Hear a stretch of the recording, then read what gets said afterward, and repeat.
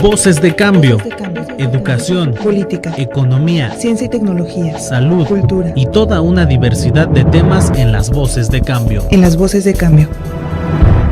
Muy buenos días, bienvenidos a Voces de Cambio de Michoacán. Un placer saludarle en esta mañana de lunes.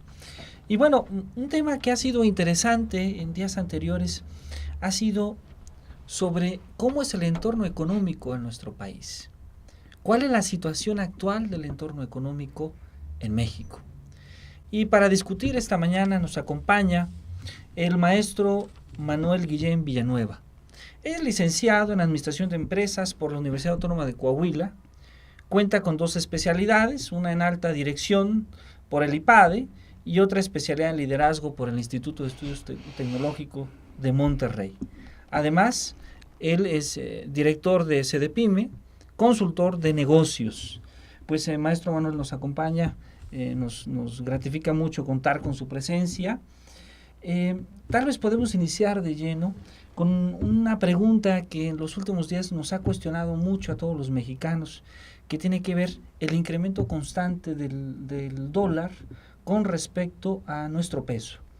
Entonces, una pregunta tal vez de inicio podría ser, ¿cuál es el impacto que tiene justamente la devaluación del peso frente al dólar?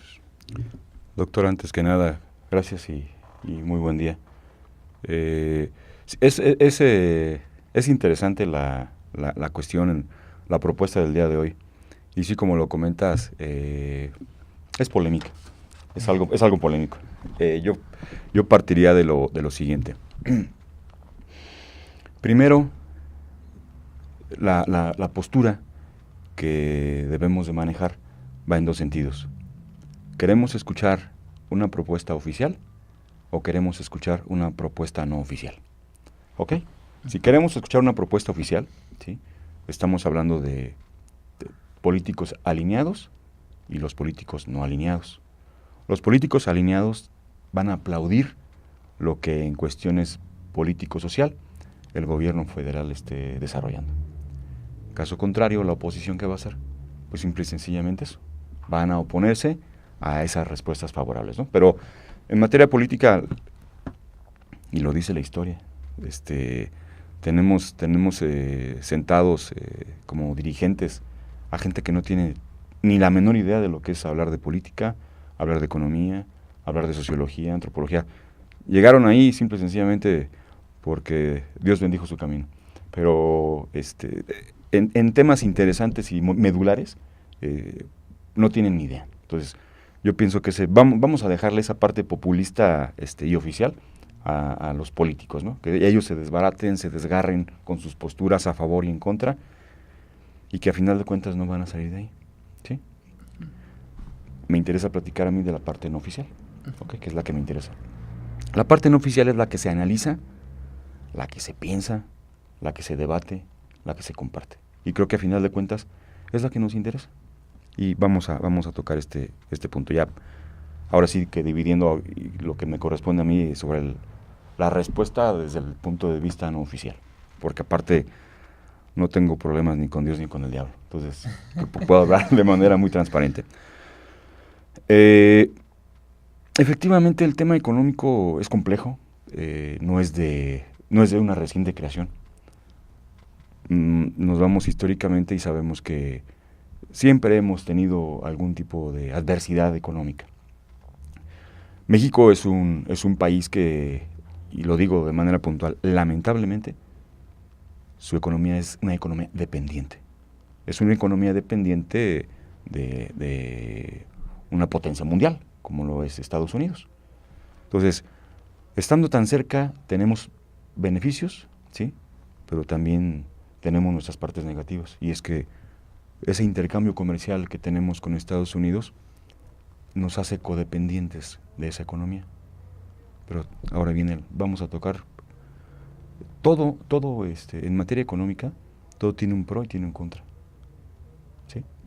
Vamos a ver ambos casos. ¿Cuál es el beneficio de estar tan cerca de Estados Unidos? Que nos ve como aliados comerciales, nos ve de alguna manera como su proveedor, ¿sí? aparte de mano de obra barata, de insumos. En materia tecnológica también tenemos muchos temas de maquilas, pero eso nos da beneficio. ¿Por qué?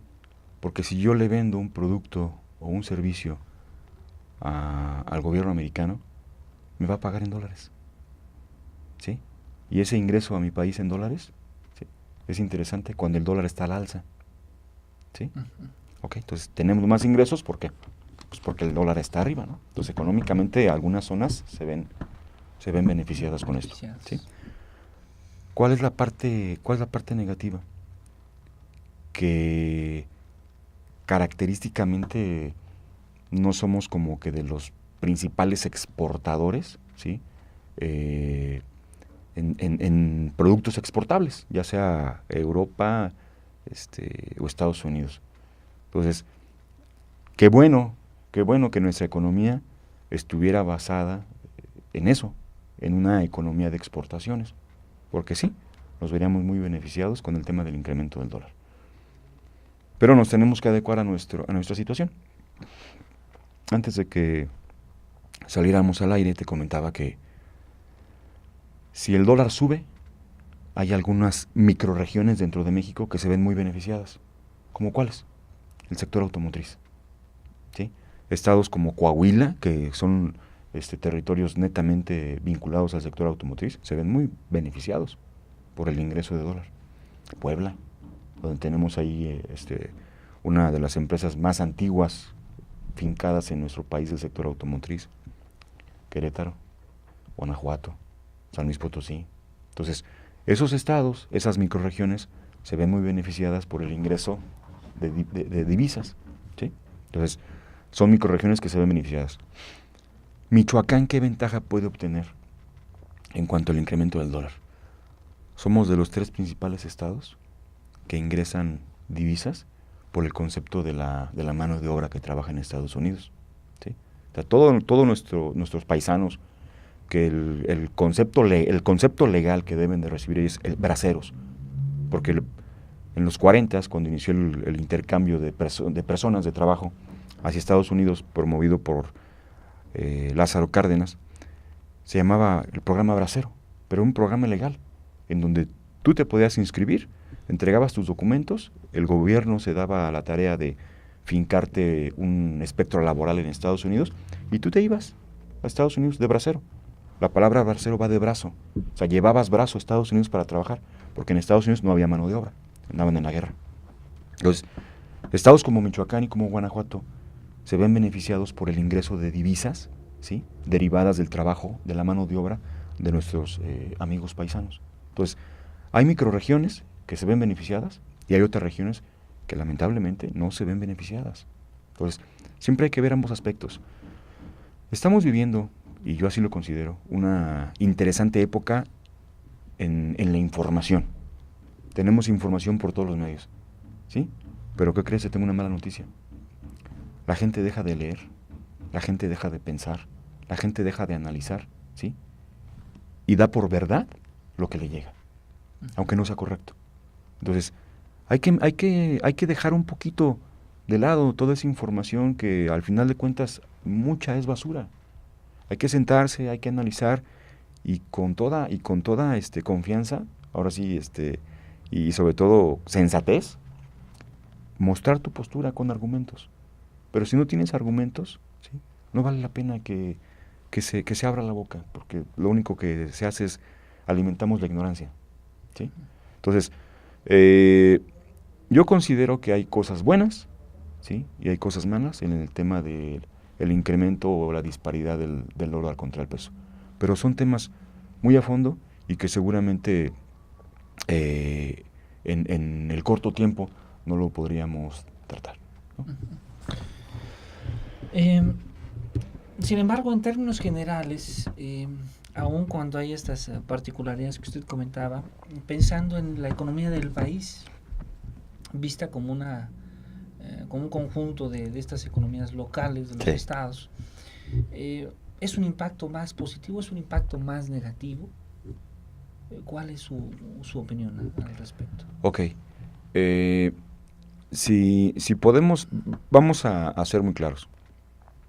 La economía de un país, ¿sí? La economía de México, ¿en qué está afincada? En la economía de cada estado. La economía de cada estado, ¿en qué está afincada? En la economía de cada municipio. Y la economía de cada municipio, ¿en qué está afincado? En la economía de las comunidades que pertenecen a ese municipio. Si vemos pobreza en esas comunidades, la suma de esa pobreza va a generar un municipio pobre. Si sumamos municipios pobres, la suma de esa pobreza va a generar un estado pobre. Entonces, si vas sumando estados pobres, ¿qué te va a generar? Pues un país pobre, hablando en materia económica. Ahí también debemos de clasificar, identificar focos rojos. Vámonos a Michoacán, ¿sí? La zona de Tierra Caliente, de la parte de Uruapan hacia Lázaro Cárdenas, hacia Cualcomán, hacia Coahuayana, Playa Azul, toda esa zona de ahí, es una zona que vive, ¿sí?, de una economía virtual. ¿Por qué economía virtual? Porque lamentablemente todo el tema de la ilegalidad económica ahí está afincado. Ahora, hace 2 o 3 días, leí la noticia de que capturaron al operador económico, al contador que manejaba parte de la economía de la delincuencia en esa zona. Le incautaron un par de cuentas con mucho dinero, pero al final de cuentas ese dinero, ¿qué crees? Era dinero que se involucraba a una economía formal. Le retiras ese recurso que es propiedad de la delincuencia, ¿y qué sucede?